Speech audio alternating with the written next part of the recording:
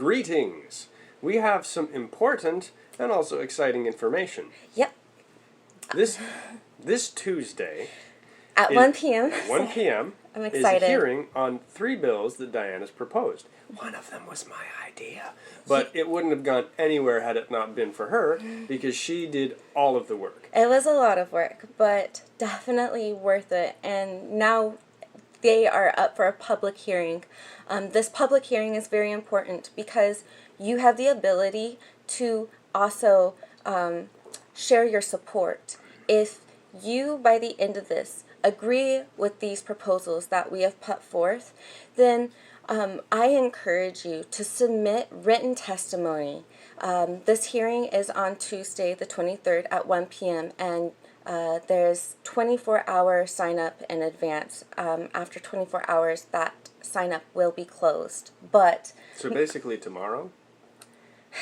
Yes. Okay, so you need to sign up tonight or tomorrow morning. Or tomorrow afternoon. So you probably want to know what you're signing up for. Yes. So the first bill is House Bill 2586, which is a new process for obtaining protective orders. Yes, it makes our legislative system more inclusive to survivors. So in the event that your attacker is not a household member or a family member, say they are a client, someone that you have no prior history with. Friend of a friend. Friend of a friend. If you are in a poly relationship, and even in the event that your partners bring in someone to your circle and that person violates your trust and abuses you, it is so difficult to try to get protection orders. And so what I'm aiming to do is making this easy for all survivors, no matter what your situation is. And this is one of the first steps. It's House Bill 2586. And to find it, search for ORHB 2586. Yes. You can search in the Google. You can just put it straight into the Google. I know I said it as the Google. Google. Yeah. But don't type in the Google. Just type in the House Bill 2586. And this one, we're pushing for an emergency. What that means is normal bills don't take effect until the following year. Emergency bills are in effect the moment the governor signs it. Yes, meaning that a survivor in need that day would be able to start taking advantage of what these bills actually do. So we believe that these things are important to declare as an emergency, because for the survivor, it will always be an emergency. We also have 2 other bills that we have proposed, and they are also submitted for the public hearing on Tuesday the 23rd at 1 p.m. And that is House Bill 2746, and this is the Hope Card program. What this program does is issues Hope Cards in addition to the protection order. So the moment a survivor is granted their protection order, they would also receive a Hope Card.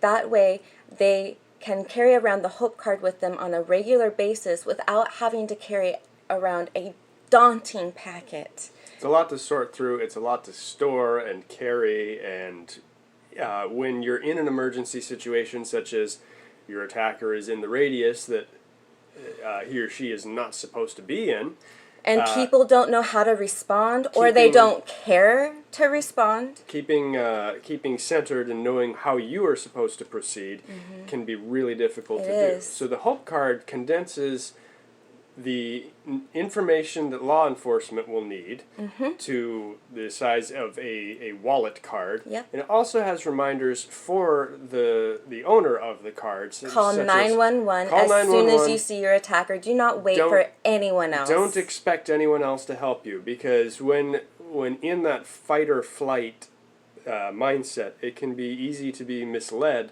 To think that people would be willing to help you. By people looking to take advantage of the situation. So it's for safety and convenience. And then the last bill that we have proposed is House Bill 2747. And this one was my idea. Yes, it was. And it is, I presented it to Diana, and she did all the work, as a peace of mind bill.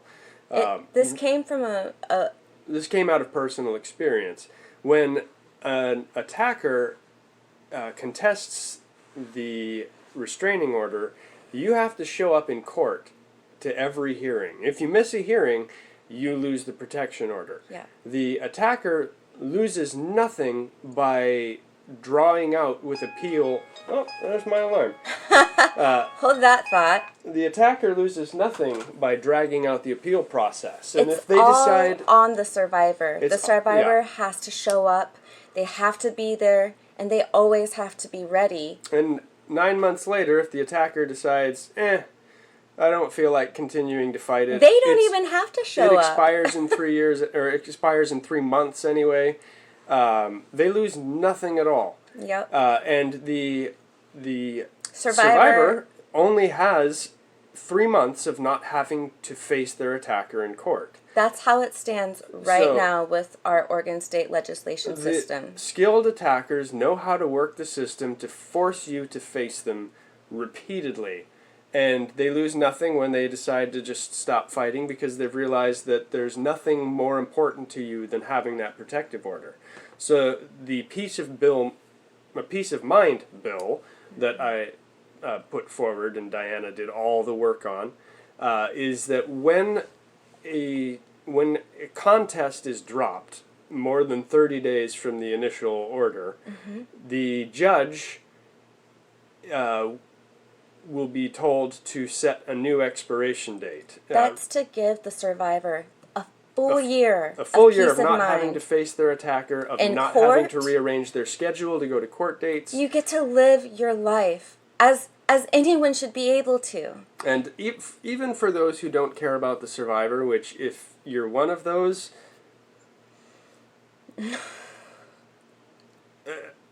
anyway,